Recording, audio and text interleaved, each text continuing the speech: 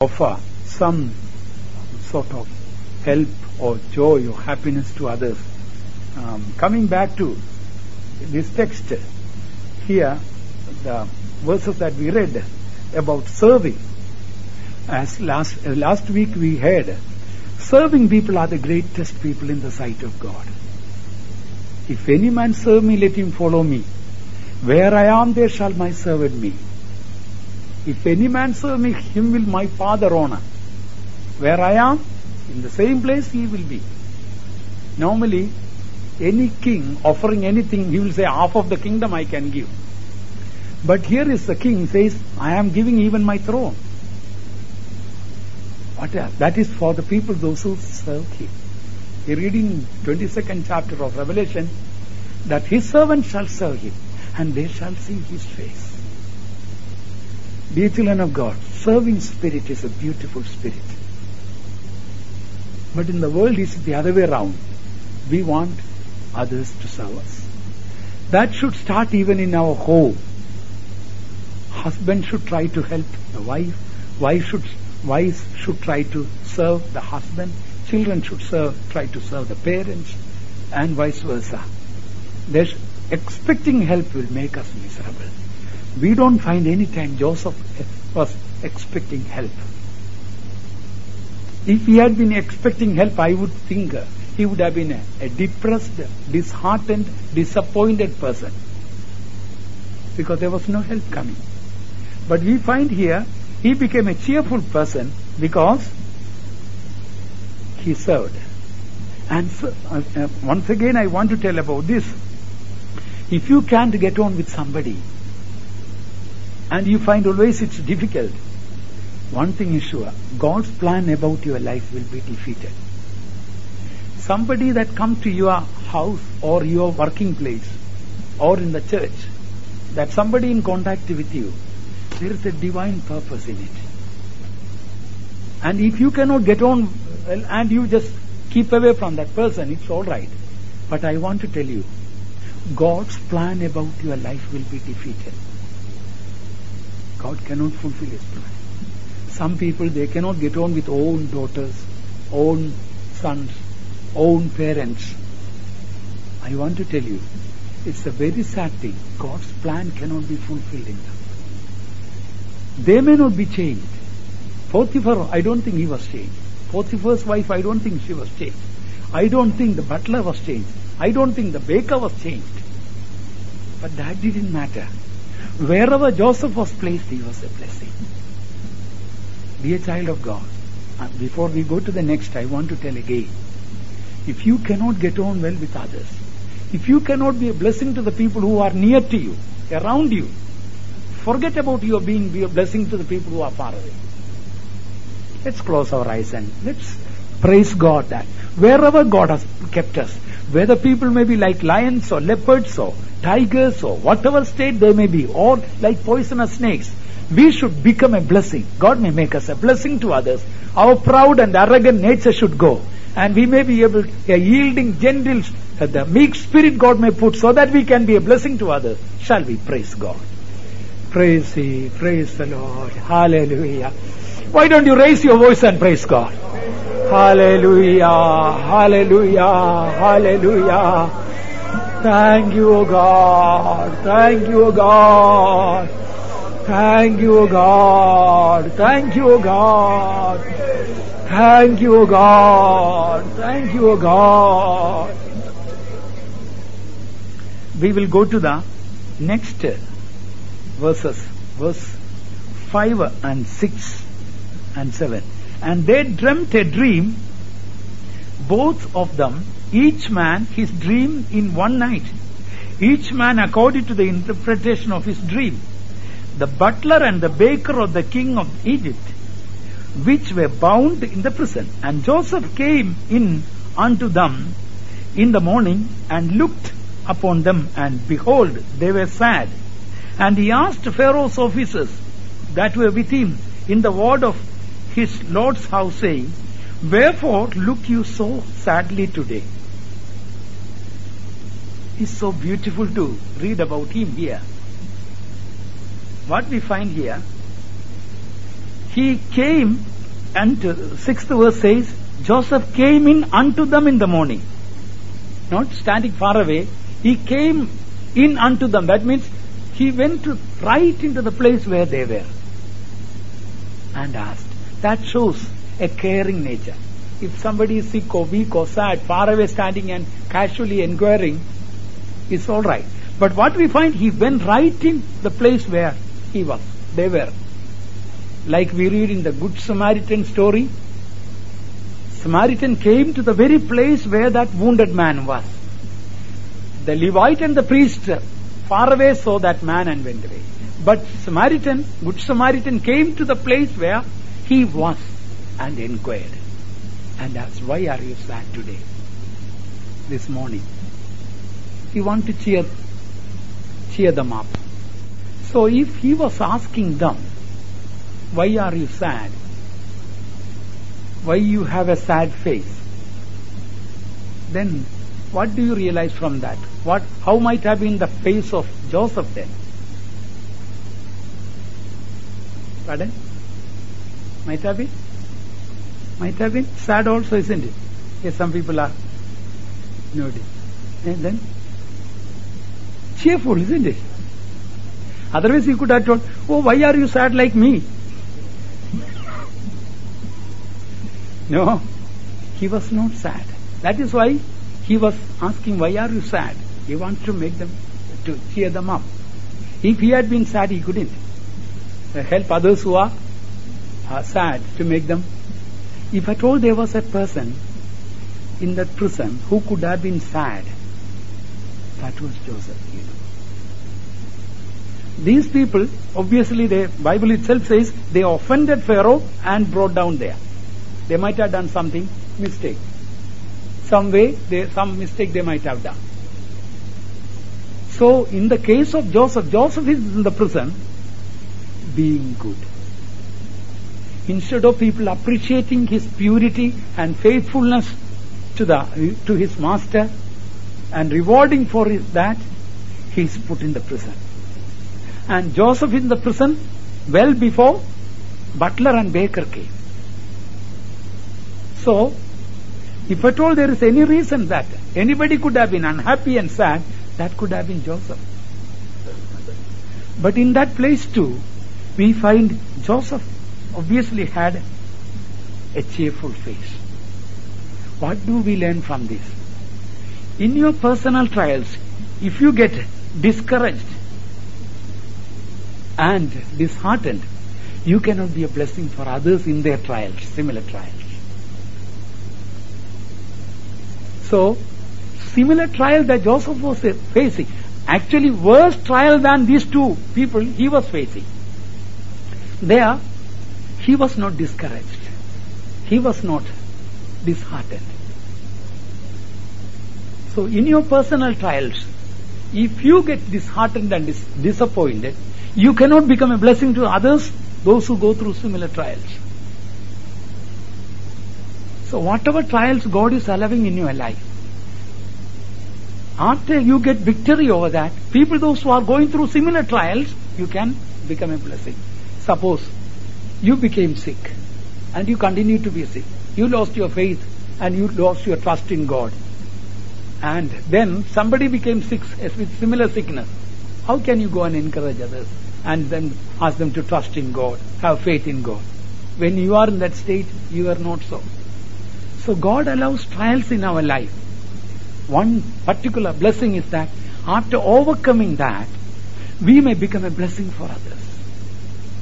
First of all, therefore in our trials, we need a good spirit, knowing that it is God's way. God, in every trial, God is teaching something new for us, which we never learned. Bible studies, so many you can hear, but the real lessons for life will be through practical experiences. Elsewhere we read in Genesis, by experience I learned. Of course, Bible study can help us in the time of our trials and tests, that we may be able to hold on to the Word of God. But if we don't do, Bible says, if you faint in the time of your, the adversity, Your strength is small. Dear child of God, are you going through a particular trial? Why you are going through that, After you overcome the trial by the grace of God, you will become a blessing to others who go through similar trials. I know about one brother who is who was in Saudi Arabia. Because he was a child, one of our believers, he was beaten up. He was, hanging by his, they tied him on his legs and he was hanging down there and they beat him up and so many things they have done against him. His name is Brother Samuel. I had seen him also last year when I visited India, the conventions, and Pastor Don spoke to him.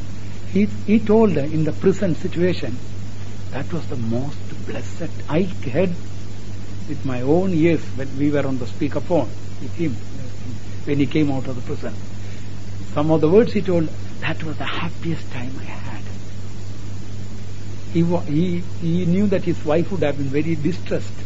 So in the prison there was, people, those who are scavengers, those who sweep the prison.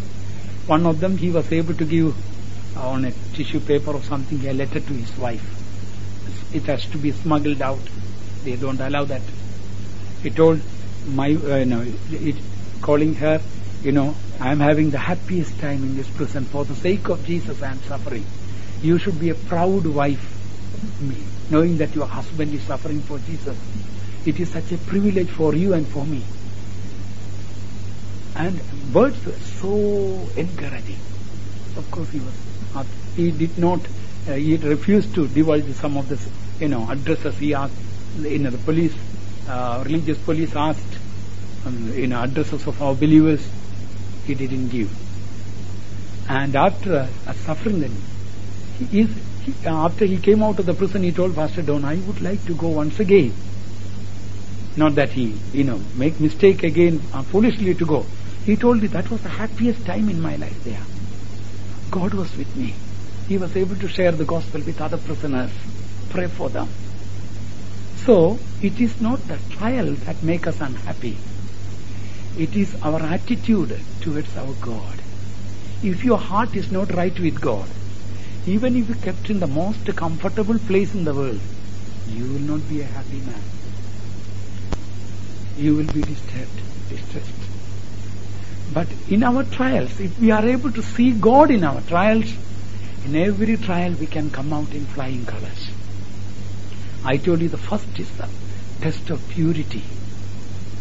If life is not clean, right with God, not that we are 100% everybody pure, but love for purity, then all other blessings easily God can work out. Christian life is a word of God says, joy unspeakable and full of glory. Dear child of God, because you are very precious to God, God allows trials. Don't be self-centered, wrapped up in your own selfish desires. Everybody should care for me and love me, understand me, praise me. If people are, accusing you and blaming you and humiliating you, that is the place God is working out something beautiful. If you go through sickness, not that you should continue to go through, there God is checking. God is saying how you are, your spirit is. If we have an unblemished spirit, then we can come out of every trial victoriously. But if the life, the inner man, is not pure, everywhere we'll find complaints and murmurings and disputings and all. Now, coming back to here, we find there, Joseph asked, why are you sad? Then, the 8th verse, and they said unto him, we have dreamt a dream, and there is no interpreter of it. And Joseph said unto them, do not interpretation belong to God? Tell me them, I pray you. See the beautiful spirit of Joseph. When he got a chance, immediately he brings God into the picture. That is a true Christian spirit. Wherever, whatever conversation you start, wherever you get a chance, you want to bring God into the center of the conversation. Here, he says, do not interpretation belong to God? If you are a child of God, walking with God, always we will find an opportunity to speak about the gospel to others. Somehow God will open a way. Opportunity is waiting for us, but we don't realize it. How many times I made the same mistake? Opportunity is really waiting for us, but we don't catch hold of it. Here Joseph got hold of it. He says, do not interpretation belong to God. Now we have to here particularly make note of this fact. Joseph now he seems to be going to interpret. Of course, in next few words we know that Joseph was interpreting the dreams of butler and baker, and he absolutely had no doubt about the way that he told. This is the 12th verse says, and Joseph said unto him, this is the interpretation of it. The 3 branches are 3 days, etc. Now, dear child of God, put yourself and myself in the place of Joseph. This Joseph, about how many years, 10 or 11 or 12 years ago, he had dreams. None of them came true. And instead of coming true, everything was going just against it. Suppose God had given you some promises. You are waiting tomorrow, it will be fulfilled tomorrow, or day after tomorrow, or maybe next week, or next month, or next year. Doesn't happen. The dream showed that he is going to be honored in such a way, his father and his brother and all are going to come and bow before him. That was the dream that he had, the meaning of that. Sun, moon and the stars all worshipping, and also that his sheep stood upright and the other 11 sheep came and bowed before him. And the interpretation was good. Dream was good. But what was happening to the dreams? Nothing was fulfilling. Suppose God has promised you something. You have been waiting for years to happen. Oh, your husband is going to be saved. Now husband is becoming worse. Your children are going to get saved. Wonderful, wonderful. That's good. And now you get back home, what do you find? Children worse state than before. Before God promised, perhaps it might have been better. But after God promised, things have become worse. When God gave the dream, Joseph was all right. Still he was with his father. But after he got the dream and years passed by, he is in the prison. Nothing was happening. That is the time he could have been shaken about the interpretation of the dream. But obviously he was not shaken. How do we know? Still he says, that gift of the interpretation is still that operating, working. He had such an unshakable faith in the promises of God. He didn't doubt. Dear child of God, whatever God has promised, faithfully see that quality. He will also fulfill it. True, there are so many things that God has spoken. But the way you look, or the things appear, they do not appear at all good. But Joseph had such an unshakable faith. The other day I was telling in our workers' Bible study, I have been praying, Lord, make me a father to others. Make me a father. Still I find so much unfatherly nature in me. So I used to pray and then nothing seemed to be happening. Still I am more unfatherly. It appeared. And one day the Lord rebuked me. And because earlier the Lord told me that, Abraham, I have made thee a father of many nations. But although God promised me, I couldn't believe it at all. What father I am? I know all my selfish nature and all the other things which are not fatherly. So one day the Lord, while I was praying, in a fasting prayer, the Lord rebuked me. I told you that I have made thee a father. So, although still I couldn't believe, not even 1% of any fatherly nature I could find in me, one thing I did, Lord, I believe it. All right, I believe it, although I don't see anything, any signs. But that day, that after the prayer, I opened my mail. One letter coming from Germany, from somebody who may be elder to me, writes the addressing, my dear father. I had a shock. And next letter I took, it's even you may not believe, another letter was somebody, one believer writing, my beloved Father. 2 letters just after believing that. At least I could believe the letters, although I couldn't believe my character. So, what God wants us, sometimes what God promises, just contrary. Sometimes God might have told, I have healed your sickness. But you find sickness is increasing after God promised. Then we look at our sickness and look at the promise, and what would we believe? We will look at our sickness rather than the promise of God. But here, he could have been shaken about it. I'm not going to interpret any dream anymore. What happened to my dreams? All seem to be of unfounded or unreasonable. Here, he says, does not interpretation belong to God?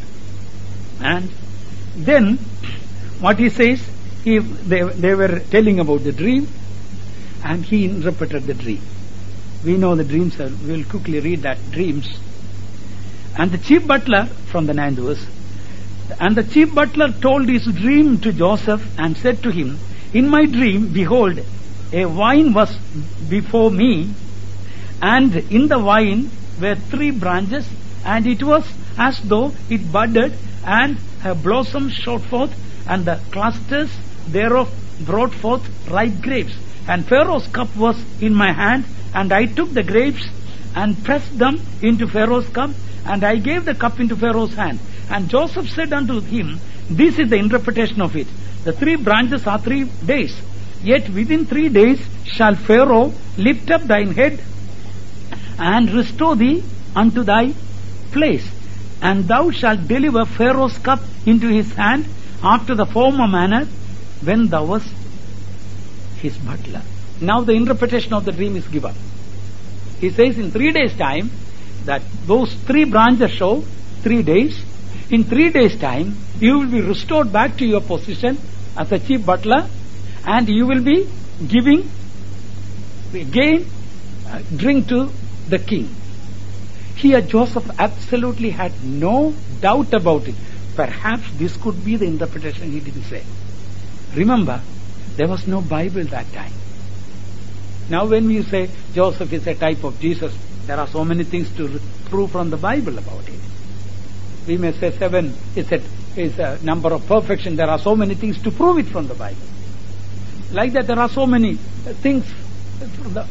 Jesus Christ is the rock. There are so many things. Rock is Christ. We know 1 Corinthians chapter 10 verse 1. So we have reference to give to prove. Then we know it is accurate and absolutely right. But here, there was no Bible there. How could he accurately interpret? There is only one reason. He was walking with God. That was the only reason. When we walk with God, some situations where things are noted or confused things, or things appear to be dreams, God can make it clear to us. In God there is no confusion. There is always peaceful. Our life, if it is a confused life, everything will appear confused. Here he was able to interpret the dream. And one thing interesting I want to tell about, why God allowed the chief butler and the chief baker to come to be in the same prison where he was. God allowed them to come. They were not ordinary people. They were chief officers. And the chief butler was the one who will be giving the wine into the hands of the king. Now in the modern times we think about a baker or a butler means it's an ordinary job, or a chef, that is not a very big job. But it was not so in the Oriental kingdom.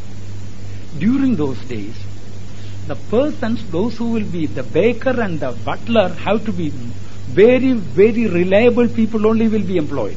Otherwise, the king, if in the wine or in the bread or anything, easily poison can be given, and the king will be given and he will be killed, and somebody else, so many will be waiting to take that place. So ordinary people were not allowed during those days, and highly educated people, high officials of high caliber only were kept. For example, Nehemiah in the Persian Empire, he was the butler, giving the cup of water, the cupbearer, giving the cup to the king. Afterwards, what was the job that he was given in Jerusalem? He became the governor. Can you find like that here, a butler who is giving cup of tea and tomorrow is made the governor? We don't see that way in the present world. Nehemiah was just a cupbearer or butler, and the next job was given. For a very long time he was governor of Jerusalem. So ordinary people were not employed, high officials. So these two people, why God allowed them to come? As Bible says, all things work together for good to them that love God. God has got a specific purpose. Whether your husband God has given, the wife God has given, or the children God has given, the brother God has given, the neighbor God has given, the boss in your company, or the subordinate, or the believer that is with you or closely associated with you, or whatever it may be, servants of God together, God has got a divine purpose in giving.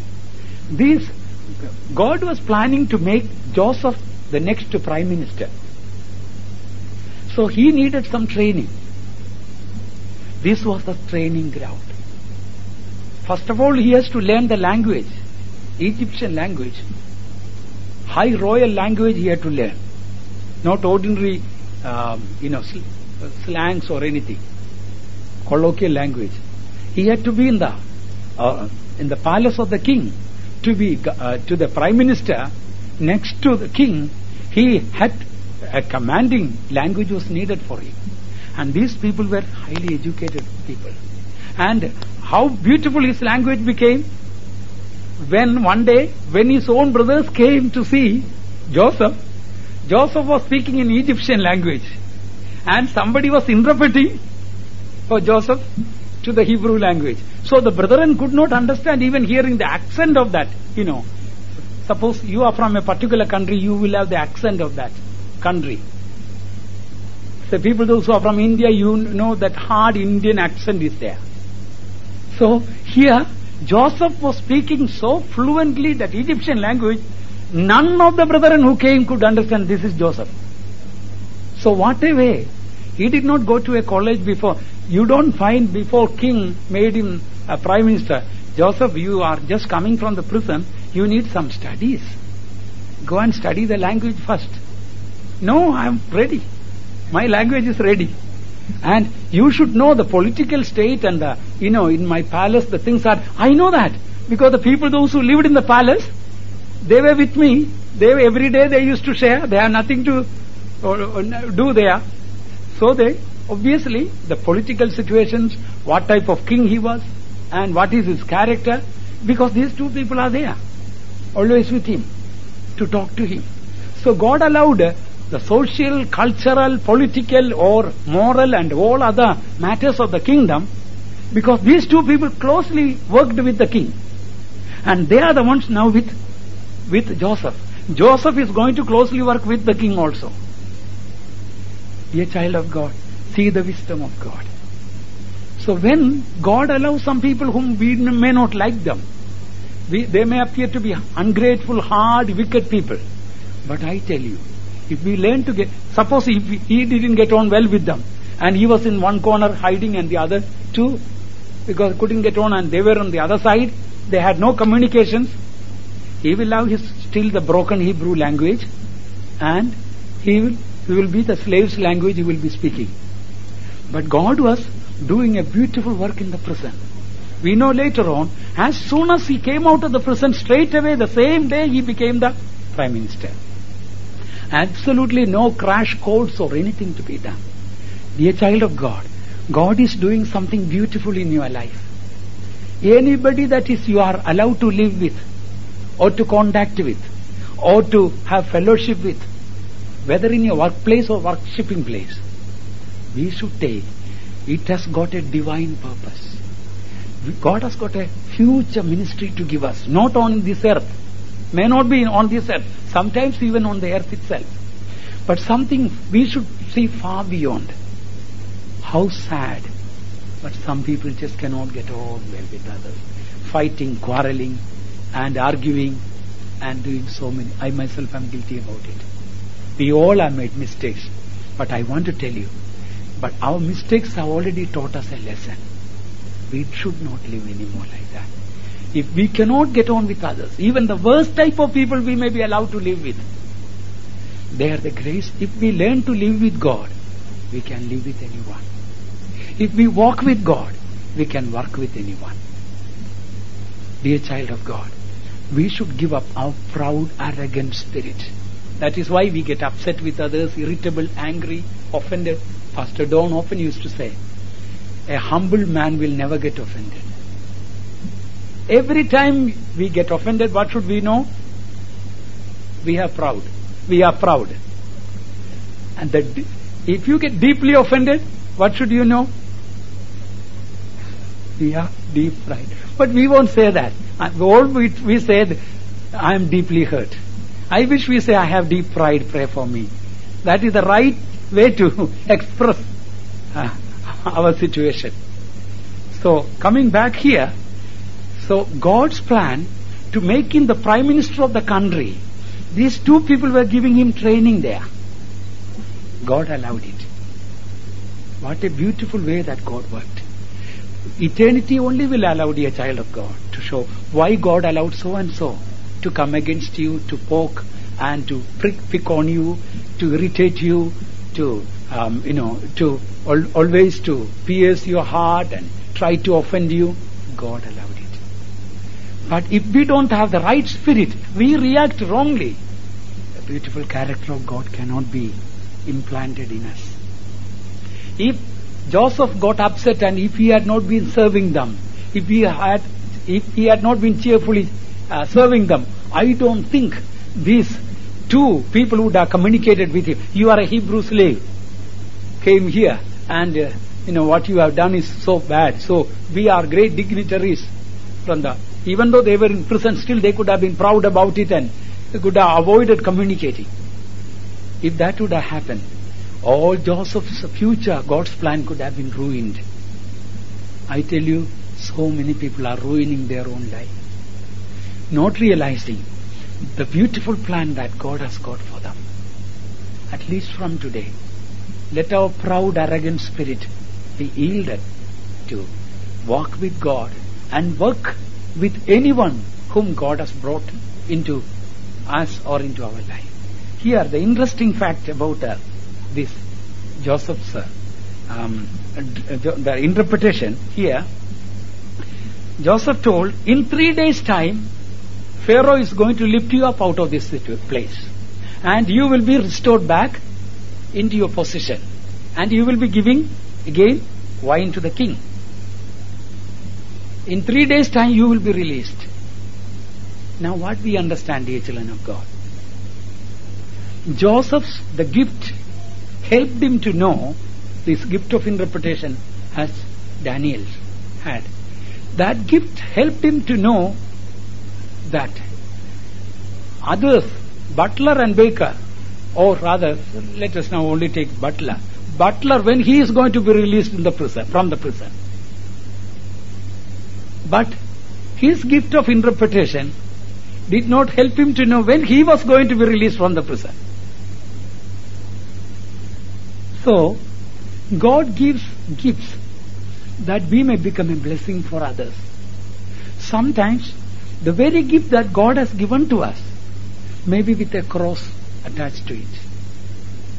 I know about some people who got a tremendous gift of healing.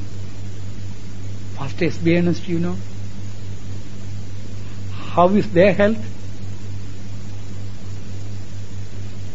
Almost every day, Pastor S.B. Ernest has to really fight to be able to stand up and preach and all.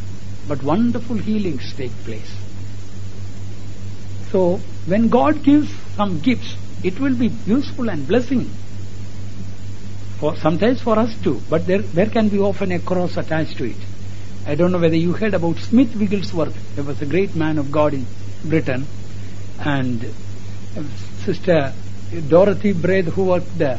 Sister Dorothy worked in Brooklyn and died. She had tuberculosis, TB, and he prayed and got healed. she got healed and she served the Lord. Smith Wigglesworth had a tremendous healing ministry. Even number of dead people were raised to. How many of you have heard about Smith Wigglesworth? He's a great man of God. But so many deaf people, ears were open and dumb. They were able to speak and all. He had only one daughter, Alice. She was stone deaf. And none of his prayers were answered for her healing. He really loved her so much. And wherever father traveled, Alice also went with her. One day, when he was on the stage for something that he wants some water or something, he shouted at Alice, bring some water. She didn't hear anything. And he didn't realize that Alice cannot hear. Everybody could see that girl appeared indifferent because she didn't hear it. So, here we find Joseph did not know when he was going to be released from the prison. But he knew others. Another thing, perhaps more important thing than that, this butler and baker had that dream. In the interpretation, the fulfillment was within how many days the fulfillment was taking place? In 3 days' time the fulfillment took place. But Joseph had dreams. How long it took for fulfillment? Over 20 years. What do you think about it? Some people, immediately the promises are being fulfilled. And some others, Joseph, when he had the dream, the fulfillment, when he was 17, that was the time that he had the dream. Then he was 30 when he went to be the prime minister. Then after first 7 years of prosperity, then afterwards the great poverty or famine started. Then only the dream fulfilled. His brethren and father and coming and becoming dependent upon him, etc. So Joseph dreamed to be fulfilled. It took more than 21 years. But this butler and baker's dream just in 3 days fulfilled. Dear child of God, sometimes some of the promises God has given to you, it might have taken a very long time for fulfillment.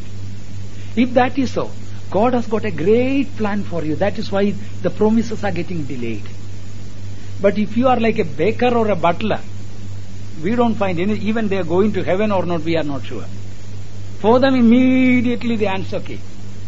Almost immediately in 3 days' time. So if your prayers are being delayed, if the promises of God are being so much delayed, and what God promised are still not done and things are getting delayed and delayed, we know the verse. God is waiting to be gracious to us, we read. We read in Isaiah, the Lord waiteth to be gracious to us. Delay is not denial. If whatever God promised, if God is delaying, thank God for it. Because there is something beautiful God wants to do. And butler and baker, of course baker's matter, we know that he was hanged. Butler, after remaining there, perhaps after some time he might have died and gone. But Joseph was not so. Once he was brought to that position, he remained. In the world or in the Bible, we don't find anybody who served as prime minister in the longest period. He was 30 when he came to power as the prime minister. How long he was prime minister? Till the end. How old was he when he died? 110. So how many years he was prime minister? 80 years. Have you ever heard anybody prime minister any time? 80 years? So I am not telling about the position in the world. The position in eternity for us. If God is planning something beautiful to have a great plan about your life, even after 3,000 years, Joseph's story is such a blessing to us. Such an encouragement for us. But look at Joseph, that God allowed him to be in the prison for such a very long time. Last time we learned that iron entered into him. Perhaps being bound with the iron fetters after a long time, sores come on the flesh, tightly when the iron fetters hands and feet tied tightly, then any little movement will hurt. Afterwards, sores come, wounds come, pus comes, iron enters into, and remaining so long. But look at the state of Joseph. He did not have any doubt about God's plan at all. And another beautiful thing, that even in this darkest moment of his life, he was cheerful. There is no other time that we can think. The darkest moment of Joseph's life, everything is gone. Father is far away, and his mother died when he was so small, and brothers hated him, sold him, and he was brought as a slave to Potiphar's house. There he was so humiliated, his name also spoiled, and finally landed in the prison. And not 12 years or 20 years or 30 years. There is no such prison sentence. As long as the king pleases for him to remain there and die, that no parole or anything. And in that darkest moment of his life, he was cheerful. The only reason was that God was with him. He lived with God. That is a beautiful spirit. If God has got a great plan about you, all others' prayers may be answered first, but your prayers will be delayed. You might have read that little tract. Others can, but you cannot. Others may receive praises, but you will not be praised. You will be put down. Others may get the praise and reward of the good things you have done, but you will be even punished for the good things that you have done. If that is so, dear child of God, God has something beautiful planned for you. But as we read there about Joseph, whatever gifts God has given, don't lose it. Some of you might have received the gift of prophecy, maybe gift of interpretation also, maybe gift of healings or miracles or discernments or knowledge or wisdom, or there are so many other gifts. Here, Joseph was in a state, although he had a gift, there was no chance was given to him to use that. Yet he preserved his gift. Some of us have neglected the gift. St. Paul told Timothy, stir up the gift that is in you, that it will be profitable. Joseph, he was able to preserve his gift, and finally, even to go to the palace, we find that gift was useful. Even not only the butler and the others, God willing, we can learn. Dear child of God, what are the gifts God has given? Some people have a precious, very good gift of prayer. That is one of the best gifts, like Mary. But are you neglecting that gift? Joseph never neglected it. What a beautiful thing about it. That gift of interpretation, it worked not only when he was there with in the father's house, even in the prison, and when out of the prison also. Whatever gifts and graces God has given, don't neglect them. They are the really road, or a royal road to glory or to the throne. Daniel also, we find that he was brought to the palace through the gift of interpretation. Whatever grace and gifts God has given us, even in the darkest moments of our life, don't despise it. Perhaps along with the gifts, there may be some crosses also. Some people may despise you. Some people may not understand you. But keep going on with the Lord. And God is patient with you. Therefore, you also should be patient with God. And whatever God promised also, if God is delaying to fulfill it, there is something beautiful God is doing. And let us be a Joseph. Even in the hardest, worst type of prison, we find Joseph was not only cheerful, he was able to serve others.